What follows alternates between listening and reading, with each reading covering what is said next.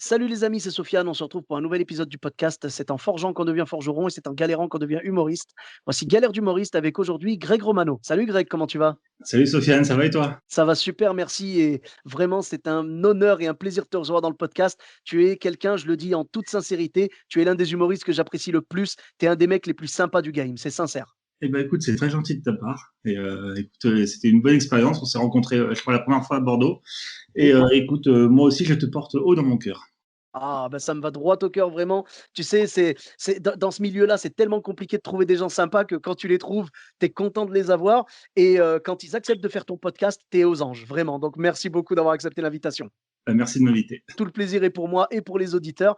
D'ailleurs, tu avais, justement quelques anecdotes à nous raconter? Eh ben écoute, je vais te raconter donc une de mes premières scènes de tournée. Je me rappelle, je sais plus où je jouais, mais je jouais en tournée. Et je sais pas, bon, t'as fait des tournées, donc tu sais que des fois, soit tu viens avec ton régisseur, soit il n'y a pas de régisseur, et c'est le régisseur qui est fourni par la salle.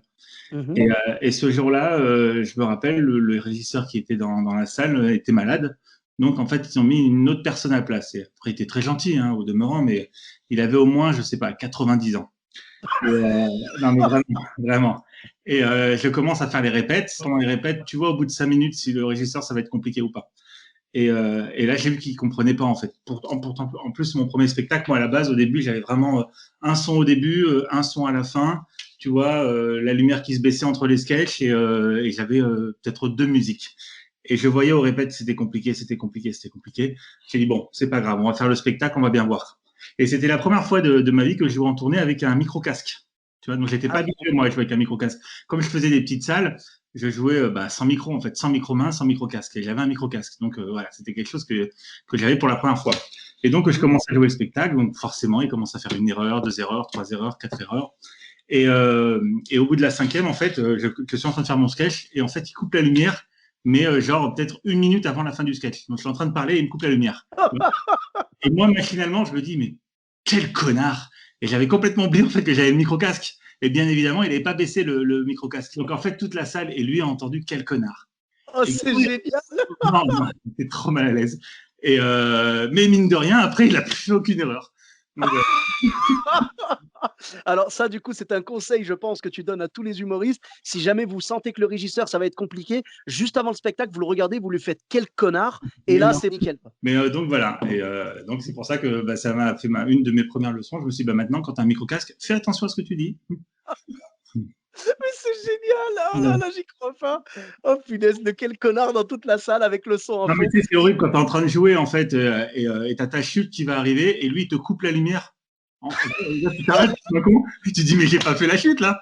C'est-à-dire que là, je viens de parler pendant 5 minutes, ils vont pas comprendre s'il n'y a pas la chute. Ouais, donc c'était dur.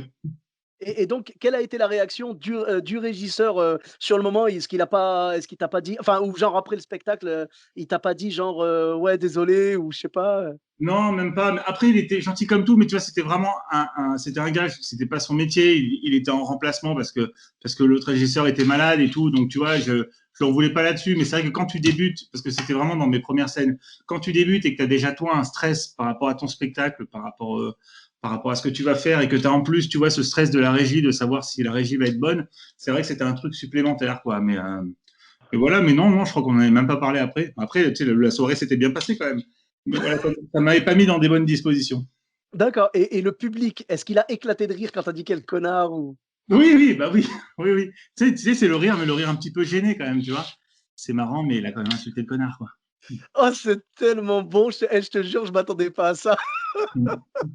Parce que des régisseurs, tu vois? Et bien sûr, on salue les régisseurs, hein, c'est pas du tout, voilà, je te rejoins dans ce que tu dis. Il était très gentil, mais c'était pas son métier. Déjà Non, quand c'est pas ton métier, même avec la meilleure volonté du monde, c'est très compliqué de faire une régie correcte. ouais, c'est compliqué, c'est sûr, parce que souvent, en plus, tu dois gérer et la lumière et la musique avec les tempos, donc tu dois être vachement focus sur ce que l'humoriste dit.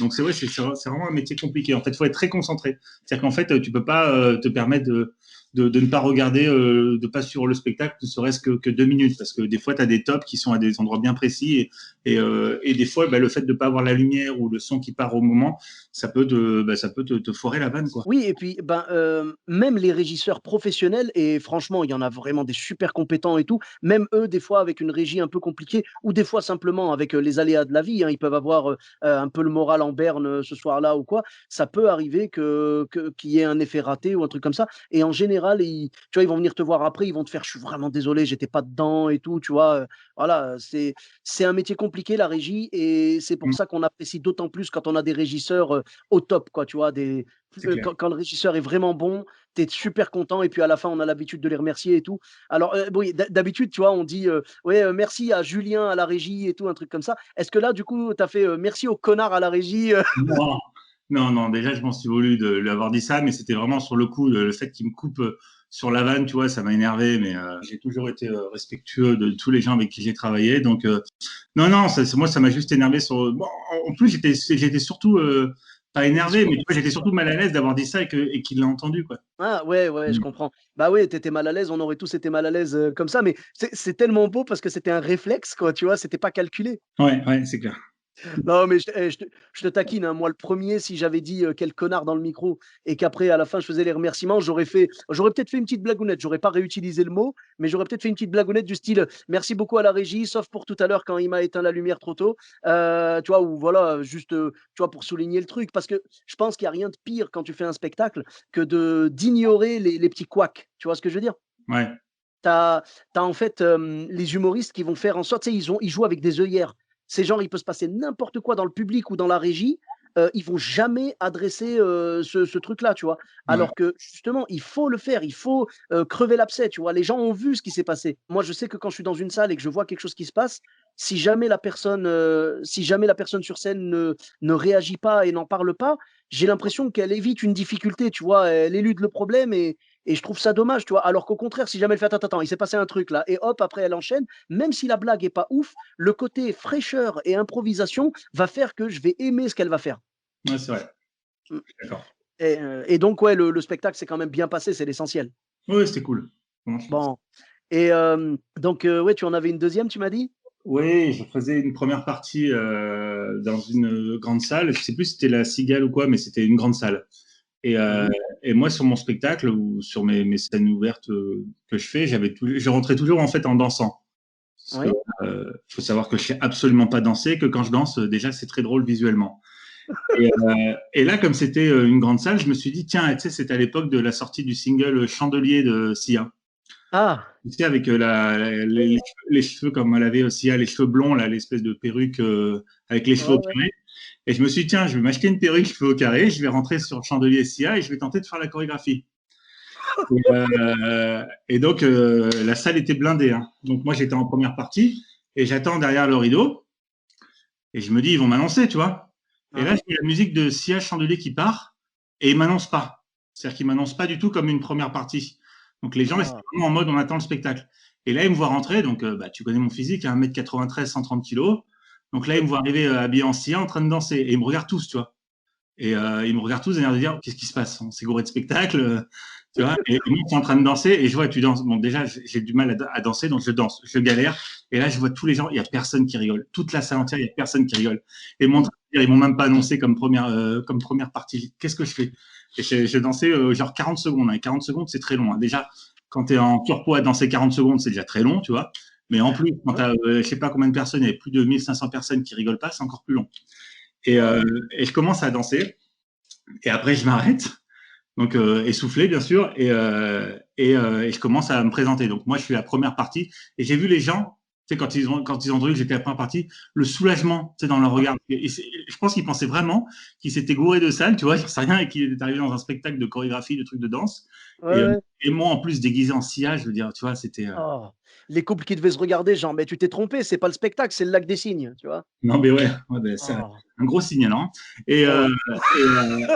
et à partir de cette date-là, en fait, je me suis créé un texte d'intro. C'est-à-dire que quoi qu'il arrive, dans n'importe quelle première partie que je faisais, j'avais un texte d'intro. C'est-à-dire que je me suis dit, on sait jamais, si on ne m'annonce pas comme première partie, je savais toujours que j'avais ce texte d'intro qui me légitimait, entre guillemets, en tant que première partie. Et à partir de là, c'est vrai que bah voilà, j'avais ce texte qui me permettait ouais, de pouvoir faire mes premières parties et d'être un petit peu rassuré avant de rentrer. D'accord, mais tu as totalement raison parce que je trouve que c'est important. tu vois, la première partie. Alors, bien évidemment, le seul cas pour moi où tu peux te permettre de ne pas annoncer la première partie, c'est quand, par exemple, je sais pas moi, t'es copain avec Gad Elmaleh, par exemple, et Gad Elmaleh va venir faire ta première partie. Là, du coup, pas besoin de l'annoncer. Il va rentrer sur scène directement. Les gens vont faire waouh, tu vois, ils vont être étonnés. Mais Ouais, quand c'est quelqu'un qui n'est pas, qui n'a pas une notoriété suffisante et une visibilité suffisante, comme c'est le cas de, on va dire, 95% des humoristes, tu vois, voire plus, là, c'est obligé de l'annoncer pour détendre les gens, tu vois. Et détendre, c'est le bon verbe, parce que tout à l'heure, tu as parlé de soulagement, tu as eu raison. Parce que les gens se disent, mais on ne comprend pas ce qui se passe là, on s'est peut-être trompé réellement et tout. C'est super important d'annoncer qui va venir, histoire de ne pas avoir ce stress des gens, parce que si le public stresse, le public ne rit pas. c'est Il ça. faut absolument briser la glace et dire, voilà, il y a deux solutions. Soit c'est la première partie qui s'annonce elle-même, on lui file un micro et elle le fait. Moi, je l'ai déjà fait. Quand j'ai fait la première partie d'Olivier de Benoît, par exemple, j'étais derrière le rideau à la Cité des Congrès à Nantes. Et en fait, j'utilise la blague que j'utilise moi pour annoncer les artistes qui font ma première partie. Ouais. Tu sais, j'ai un petit texte en fait, c'est que je fais, mettons, tu vois, j'ai un copain qui va jouer avant moi. Je vais dire, mesdames et messieurs, merci d'être venus pour mon spectacle et tout. Donc je fais ça en voix off. Tu vois, je suis derrière le rideau et je dis, aujourd'hui, j'ai prévu pour vous une première partie magnifique, un artiste talentueux, beau gosse, drôle. Malheureusement, il n'a pas pu venir, mais j'ai trouvé un remplaçant. Tu sais, Mm. c'est une blague classique, hein, c'est une Oui, ficelle classique. Donc voilà. Donc là, après, je dis, est-ce que vous êtes prêts à faire du bruit pour le remplaçant? Ok. Donc les gens gueulent et après, je fais, ah, maintenant du bruit pour machin. Et après, la personne, elle rentre. Et quand on me dit, bon, bah, on peut pas t'annoncer, c'est toi qui t'annonces quand moi je fais une première partie, dans ces cas-là, je prends le micro et je dis bonsoir, merci d'être venu au spectacle d'Olivier de Benoît, par exemple, tu vois. Merci d'être venu aussi nombreux. Il a prévu ce soir pour vous une première partie magnifique, blablabla, tu vois. Et je fais la même blague, mais pour moi. Et mm. après, je dis, est-ce que vous êtes prêt à faire du bruit pour le remplaçant? C'est moi, merci beaucoup. Tu vois, ou je sais plus, enfin voilà. Après, je m'annonce moi, en fait, de cette façon-là. Et ça, en fait, ça défroisse l'ambiance, quoi, au final, parce que Ça les défroche gens. l'ambiance et ça te met toi aussi dans des meilleures dispositions, dans plus de confiance et tu arrives détendu parce que les gens ils viennent et disent OK, donc on a visualisé, ça c'est la première partie. Donc Ben, c'est-à-dire ouais, pendant 5 minutes, voilà, il va parler, machin, et donc ouais non, c'est super important. mais oui, il faut absolument que les gens sachent de quoi il s'agit, parce que des fois, ça peut être une surprise, mais de toute façon, dans l'effet de surprise, il faut que ce soit positif. Tu vois, je te dis, si tu vois un artiste, tu t'attendais pas du tout à le voir, mais tu le connais et tu l'aimes et tu le vois en première partie, tu es content, on ne te l'a pas annoncé. Mais quand Mm. c'est quelqu'un que tu ne connais pas, bah, il faut au moins prévenir, tu vois. Là, ils auraient pu dire, mesdames et messieurs, en première partie du spectacle, veuillez accueillir Sia. Mm. Ça aurait été marrant qu'ils t'annoncent comme ça. Ouais, ouais. Ah oui, non, mais vraiment, hein, ils auraient pu dire, vous avez de la chance, une artiste internationale et tout, qui est là ce soir pour vous. Vous la connaissez avec son tube Chandelier.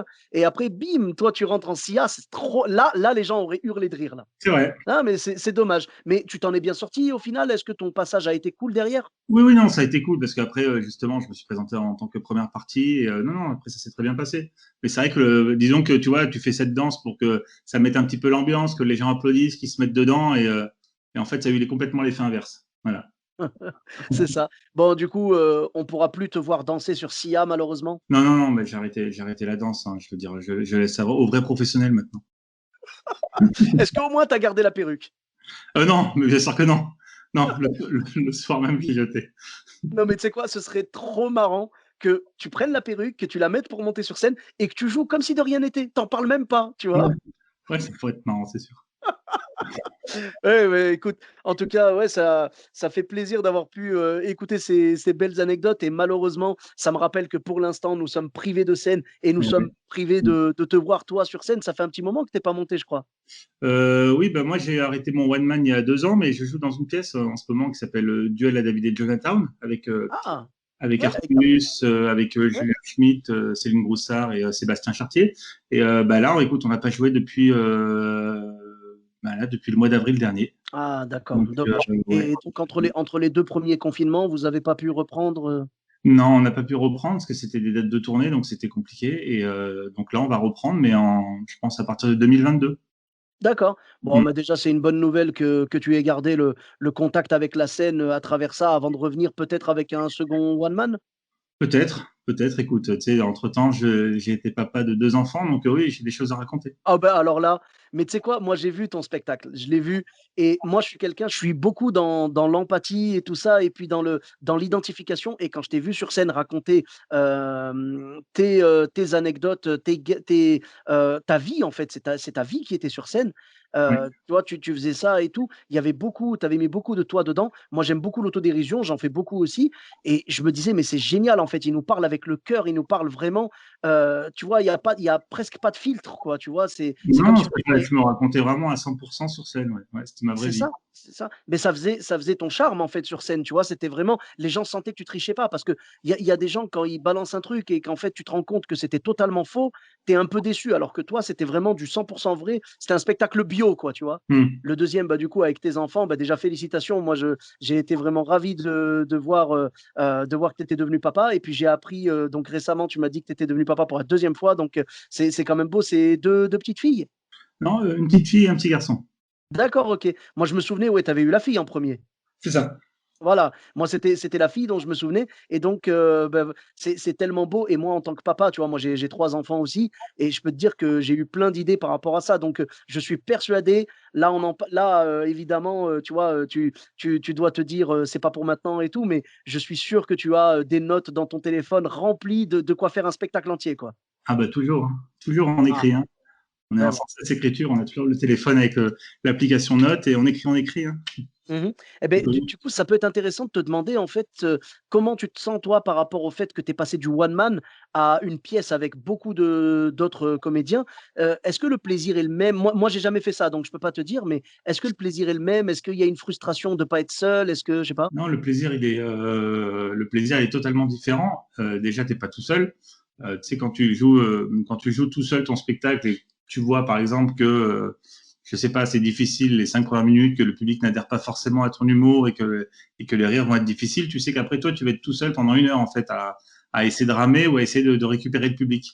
Mmh Euh, mh. Là, c'est totalement différent parce qu'on est une troupe, donc on s'entraide entre nous. En plus, c'est une pièce, c'est un western, donc on est en costume, on joue plusieurs personnages, donc c'est une autre ambiance. Je veux dire, on se régale autant bon, en one man que dans une pièce. Et même en tournée, tu sais, en tournée, on est tous ensemble, donc c'est un exercice que j'aime énormément. Et je prends réellement beaucoup de plaisir à faire ça. Et surtout cette pièce, en plus, qui a été écrite par Artus et que je kiffe vraiment. Et voilà, on prend vraiment beaucoup de plaisir à le faire. Donc c'est une autre expérience, mais c'est tout aussi jouissif, quoi. D'accord. Mais moi j'aurais pensé, tu vois, que vraiment, il y aurait peut-être, pas peut-être pas une frustration, mais j'aurais pensé qu'il y aurait un petit blocage peut-être des fois à te dire, «Ah punaise, là j'ai envie de jeter une blague», surtout que là, c'est pas de l'improvisation, c'est vraiment écrit et tout. Donc Euh, tu vas te dire: non, parce «Ah, que j'ai justement, une blague qui me vient, mais je peux pas la dire», tu vois? Je peux si, pas parce que nous, on a un texte, donc on a un texte de base, mais c'est vrai on place pas mal d'improvisation aussi dans cette pièce. Tu vois, on l'a tellement joué qu'on la connaît par cœur, et donc des fois, on part en impro. Donc, soit des fois, c'est un tout seul qui part en impro, qui sort une phrase, soit après, c'est quand on a une scène à plusieurs où on part en impro. Donc, ça, c'est des choses qu'on s'interdit pas de faire, tu vois. Donc, des fois, on part en impro, ça marche, ça cartonne, et des fois, on part en impro et c'est un beat total. Mais il n'y a pas cette frustration-là parce qu'on est quand même très libre, tu vois. On n'est pas, ah on a le texte, bien sûr, on a la ligne, une ligne à suivre, tu vois. Mais après, ça nous arrive plusieurs fois de sortir du texte et ça ne pose pas de problème. Quoi. Donc ça, c'est cool. d'accord, bah, c'est une bonne nouvelle du coup, oui, j'avais vraiment peur que ce soit fermé et tout, parce qu'il y a certaines pièces par exemple, si tu joues un Molière, tu peux pas te permettre de bifurquer ou quoi, tu vois? Mais là, Ouais. quand même, c'est bien et par contre, là où j'allais te dire, l'avantage, de que vous avez vous en troupe et que tu n'auras jamais en one man, sauf si tu as une vraie équipe autour de toi, c'est après le spectacle ou avant, tu vois? C'est Ça, c'est des moments de quand tu es tout seul en one man et bah, c'est des vrais moments de solitude. C'est vrai que tu te dis, il y a 2 minutes, j'étais devant 100 personnes en train de les faire rire. Et là, je me retrouve tout seul dans la chambre d'hôtel. Donc, ouais, ouais, c'est vrai que une vraie cassure en fait entre le spectacle et l'après-spectacle. Voilà, c'est la solitude, la fameuse solitude de la chambre d'hôtel, elle est connue celle-là. C'est ça. Et on continue à le faire quand même parce que, tu sais, on va chercher cette petite drogue, cette petite dose de dopamine qu'on a ressentie pendant le spectacle. On essaie d'aller la chercher chaque soir et puis après on repart vers une vie limite anonyme, tu sais, quand t'es pas connu, une vie anonyme et sans, j'allais dire sans saveur, c'est peut-être un peu trop, c'est peut-être un peu trop fort, mais genre beaucoup plus plate, quoi, tu vois, c'est dommage. Je suis Mais d'accord. je pense que de toute façon, la solitude de la chambre d'hôtel et puis la solitude avant le spectacle, tout ça, je pense que tout ça, on l'accepte parce que on sait que la dose de bonheur que ça apporte vaut largement le coup de supporter la solitude. C'est ça que je voulais dire. Ouais, exactement. Mmh. Et donc, on peut espérer te revoir sur scène bientôt avec donc, Duel à David et Jonathan. Déjà rien que le nom, j'ai rigolé quand je l'ai vu la première fois. C'est tellement marrant, je te jure. Et puis Artus, ouais, Artus, c'est une machine, hein, c'est sûr, je Ouais. l'ai vu, sur des spectacles à Montreux et tout, le mec, c'est vraiment une machine. Je l'ai vu dans On ne demande qu'à en rire aussi. J'imagine que le texte doit être, complètement fou, quoi. Oui, oui, non, franchement, c'est une pièce qui marche très bien. On est très content. Le public est là, présent, et ça rigole à chaque fois. Donc, non, non, franchement, c'est vraiment cool et j'ai vraiment beaucoup de chance d'être sur cette pièce, quoi. Mais écoute, on te souhaite que ça continue le plus longtemps possible. Merci beaucoup Greg pour tes anecdotes. C'était un plaisir de te recevoir dans le podcast et où est-ce qu'on peut te retrouver sur les réseaux sociaux? Sur Instagram et sur la fourchette. Sur la fourchette. J'ai pas percuté au début la fourchette. D'accord. Ah oui, oui, alors sur la fourchette, oui, on est on est le genre de personnes très présentes, j'avoue. Voilà, Moi, on me c'est vrai bah, tu sais quoi? on est des gens gourmands. Mais tu sais quoi? Moi, je m'en cache tellement pas. Toi, je sais que tu t'en caches pas non plus et c'est ce qui fait le charme de nos personnages. Mais moi, je m'en cache tellement pas que je fais des vidéos, sur ma chaîne YouTube qui s'appellent des vlogs de gros et c'est des petites vidéos, en fait, dans lesquelles je teste des restos et tout. Tu sais quoi? Si franchement, si tu es chaud, quand tout ça reprendra, quand toute la vie reprendra et que les restos seront rouverts, un de ces 4, quand je serai de passage sur Paris, on se fait un vlog de gros ensemble. Ça te dit? Eh bien, écoute, avec plaisir. Ah, bah, le plaisir sera partagé. En tout cas, merci beaucoup. Pour ma part, vous me retrouvez sur tous les réseaux sociaux, Sofiane Etaï, E de TAI, sur Facebook, Twitter, YouTube, Instagram et TikTok. N'hésitez pas à laisser 5 étoiles et un commentaire sur Apple Podcast et sur Podcast Addict. Je vous dis à très bientôt pour un nouvel épisode. Bis à tous, même à toi là-bas.